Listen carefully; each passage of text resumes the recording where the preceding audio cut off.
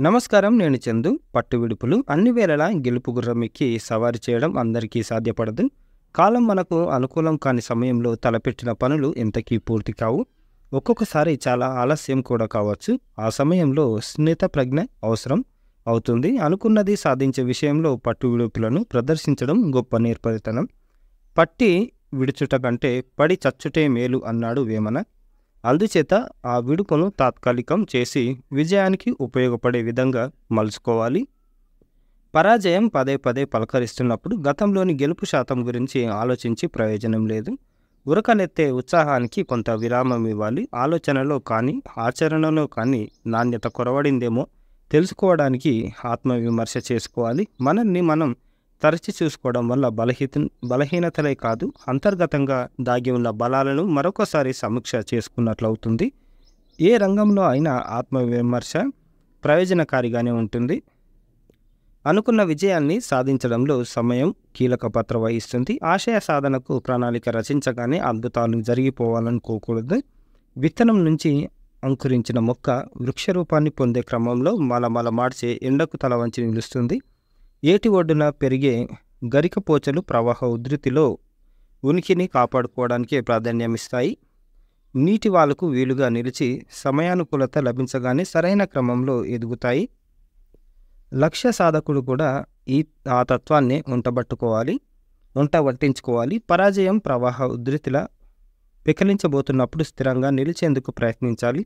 తప్పించి మొండిగా ప్రవర్తించి ఉనికిని కోల్పోకూడదు. గెలుపు ఓటముల మాట ఎలా ఉన్నా మొక్కవోని దీక్షతో నెరవేర్చుకోవాలనుకున్న లక్ష్యంపై పట్టు సడలించడం వల్ల ఒత్తిడి కొంతమేర తగ్గుతుంది. అయితే పరిస్థితులు మన మీద పై చేయి సాధించేలోపు కార్యసాధనకు పునరంకితం కాగల దక్షత ఉండి తీరాలి.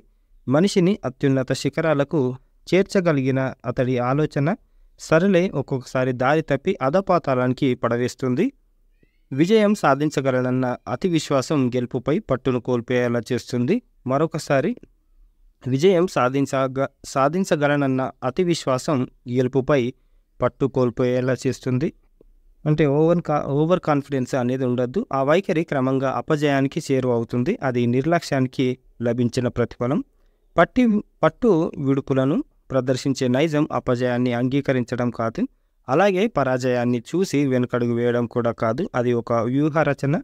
కౌరవులు తమకు ఇంతగా అన్యాయం చేస్తున్న భీమార్జునుల వంటి వీరులు చెంతనే ఉన్న ధర్మరాజు కౌరవులతో యుద్ధానికి సయ్యనలేదు. తమ వాదన గెలవాలని మొండిపట్టు పట్టలేదు. ప్రణాళికబద్ధంగా విడుపును ప్రదర్శిస్తూ వ్యవహరించాడు. కృష్ణుడి లాంటి రాయబారిని పంపి మంతనాలు సాగించాడు. అర్ధరాజ్యం కాకపోయినా 5 ఊళ్ళనైనా ఇమ్మని అభ్యర్థించాడు. ఈ వేడుకోలు ఫలించదన్న విషయం ధర్మరాజుకు తెలియదని కాదు, జరగబోయే నష్టం వల్ల రాబోయే అపకీర్తి తమపై పడకూడదన్నది అతడి వ్యూహం. అందుకే తిక్కన ధర్మరాజును మెత్తని పులిగా అభివర్ణించాడు అని గోలి రామచంద్రరావు గారు రాసిన ఈరోజు అంతర్యామి ఇది. సారాంశం ఏంది అనంటే, మన లక్ష్య సాధన మీద పట్టు విడవకుండా మనకు పట్టు విడుపు ఉండాలి, కానీ పరిస్థితుల మీద కాదు. ఎటువంటి పరిస్థితి వచ్చినా సరే దానికి అనుగుణంగా వెళ్ళిపోవడం నేర్చుకోవాలి, అంతకుమించి మన లక్ష్యం మీద కాదు. ఇది ఈ రోజుకు సంబంధించిన ఆర్టికల్. లైక్ చేయండి, షేర్ చేయండి, సబ్స్క్రైబ్ చేయండి. Thank you. ధన్యవాదాలు.